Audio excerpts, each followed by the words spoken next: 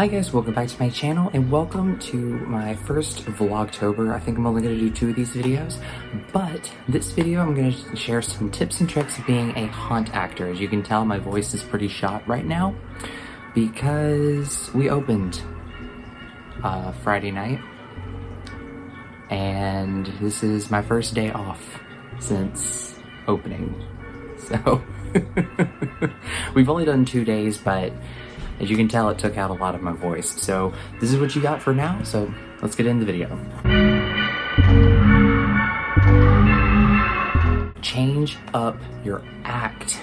Be as unpredictable as you can. Haunted house attractions are pretty straightforward. You kind of know from an audience perspective going into it, you know what to expect as far as people are gonna jump out at you. You're gonna be scared, it's gonna be dark in there. Yeah, you're gonna expect that. Some people are jockeys and they will go through it every single day. It's pretty rare, but sometimes it happens. Some people just have money they want to throw at a haunted house, so they go through it all the time. And also your employer might go through, and you don't want to be doing something you're not supposed to do and doing the same thing over and over again because they could fire you. This is kind of a bit of a harder tip to give because obviously not every haunted attraction is made equal. I work in a grass field that a hayride will pass through. That's where my station is. So I am surrounded by grass. Guess what I can do with that grass? I can stomp some of it down and make another hiding spot for me. But if you're indoors with walls, you can't do that. You can't do that. So, but what you can do is maybe play around with your area. Maybe you hide in different spots if you have that option. Or maybe you don't hide at all and you're out in the open and you try to get on the customer's good side, and then as they pass by, you scare them or whatever. Water, water, water. Drink water all the time.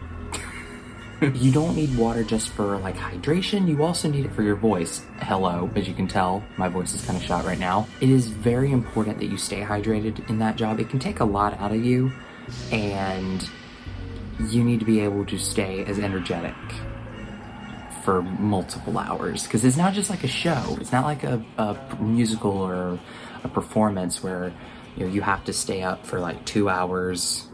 No, you have like 4 or 5, sometimes even longer than that, depending on where you are. Definitely be drinking some water, maybe have a sports drink with you. Just stay hydrated. Only do what you are comfortable with. This is something that you need to realize going into this, is that you're gonna be stuck in this one place for a while. And you're gonna be doing things over and over again. You need to be comfortable with it. One of my scares could be I run out at somebody with a knife, and then there's a stunt that I do where I like throw the knife into a wall and it like sticks into the wall and looks really cool. If I'm not comfortable throwing the knife, I should not do that job. I should say, no, I'm probably gonna screw this up. Let's not do it. Just always do what you're comfortable with. And if you're not comfortable, tell your employer, and I'm sure that they can move you to a place where you will feel comfortable. But just understand going into it, you're probably going to be asked to do some weird stuff. If you don't get a scream, it is okay. Not everyone is a wuss. Not everyone is easily frightened. That's okay. As long as you are doing your job, you have nothing to worry about.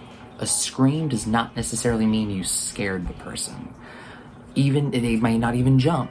They may not even jump, and you still could scare the crap out of them. Basically, you just need to be ready for any reaction. You may get a death screech, You may get a wah. You may not even get anything at all. It just depends on who comes through and how jumpy they are. Like me, I'm pretty jumpy. We did our dry run. I kid you not, I jumped at everything. And there are people who can attest to that. Be as loud as you possibly can. Now, this is something that you need to be careful about, because if you are indoors and there are people that are coming up behind you, behind the people you're scaring, that can kind of give your location away. But if you are doing like a haunted hayride or like a haunted drive-through thing, I've seen some of those, especially when COVID hit, you want to be as loud as possible. Like for a hayride, you probably have a tractor.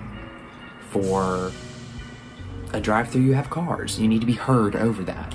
Not only that, but if you're outdoors especially, it can create a bit of ambiance. Even indoors, really. And people in line to go in will hear it. And it will kind of start some fear going on. And then obviously when they go through, you're gonna get them. So just fill the air. Like for me, let's say I am a wolf. I may howl a few times, just as an example, to fill the air with noise. Just to try and scare people. So just have fun with it. Fill the air with some noise. If your character does not have a name, give it one. This is something that can help with character development, because even though you probably aren't given a script, you still have to be in character.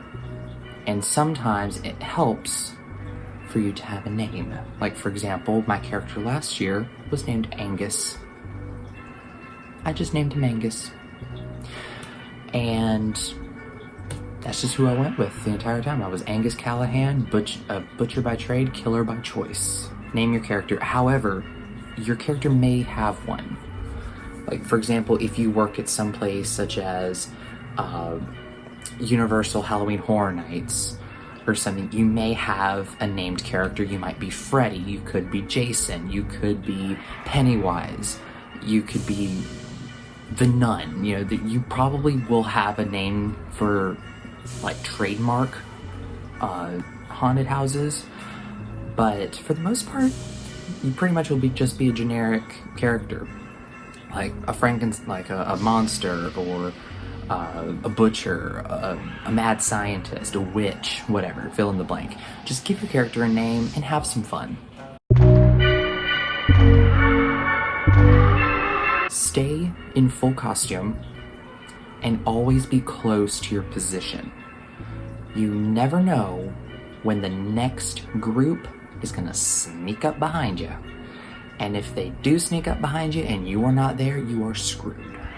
You need to be ready to scare at all times. Even if nobody is in there and you aren't 100% sure, you need to be ready. I remember that this was on our opening night, and I have 2 warnings. Well, one of the warnings went off, but I didn't see the tractor coming. So I got in position. I actually panicked because I saw it.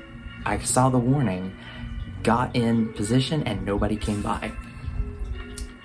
And I was kind of mad at myself for doing that, but at the same time, at least I was ready. Scare customers in one direction. If you have a walkthrough if you're working in like a walkthrough haunted attraction, such as a maze, an indoor haunted house, you really want to make sure that you're scaring people in the correct direction. There is nothing more frustrating than customers who get scared and run back, like in the opposite direction of where they need to go. Most of them won't, but you will have the occasional few who won't go the right way, who will go the wrong way on a one-way. So make sure you're scaring them always towards the exit, and if they start to turn around, get in front of them and chase them out. Stop them. Finally, do not target certain customers.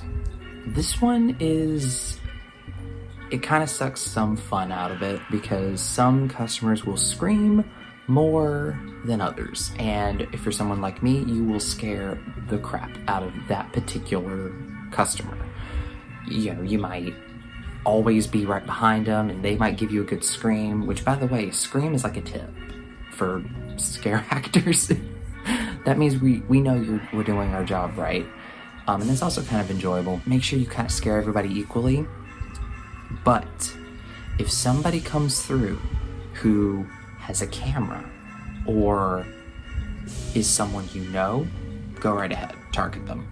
But make sure you still try and scare everybody else. That is all that I have for you guys today. Thank you so much for watching this video. I hope if you are looking to get into the haunting trade, I hope this was helpful for you. Stick around for my next video and I will see you then.